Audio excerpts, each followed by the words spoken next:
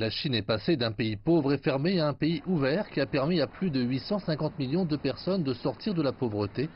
Tel était le message du conseiller d'État Wang Yi au monde alors que la République populaire de Chine célèbre le 70e anniversaire de sa fondation. La Chine est plus confiante et plus capable, a déclaré Wang Yi, dans un semblant de réprimande aux États-Unis. Il a assuré que Beijing ne serait pas victime d'intimidation. Laissez-moi être très clair, la Chine est un pays dont la civilisation a 5000 ans. Il compte 1,4 milliard d'habitants travailleurs et acharnés et un vaste territoire de 9,6 millions de kilomètres carrés. La Chine ne sera jamais effrayée par les menaces ni soumise par la pression. Face à un unilatéralisme rampant, nous ne devrions pas rester les bras croisés.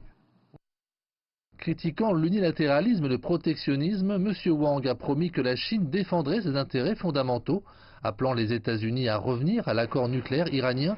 Wang Yi a également demandé une solution bilatérale à la situation au Cachemire et le maintien de son statu quo. Le développement, a-t-il déclaré, est la clé pour résoudre tous les problèmes mondiaux. Et alors que la Chine est sur le point d'éradiquer la pauvreté, il a déclaré que Beijing n'essayait d'imposer son modèle à qui que ce soit. Je voudrais terminer par une citation du président Xi Jinping. Notre monde est plein d'espoir et de défis. Nous ne devrions pas abandonner nos rêves simplement parce que la réalité qui nous entoure est trop compliquée.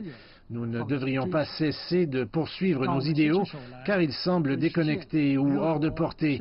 Travaillons sans relâche pour promouvoir les objectifs et les points de la Charte des Nations Unies et travaillons ensemble pour construire une communauté partagée pour l'humanité. Je vous remercie.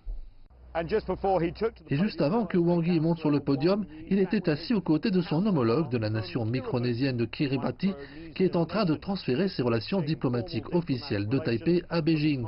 Cette démarche diplomatique intervient à peine une semaine après que les îles Salomon ont pris une même décision.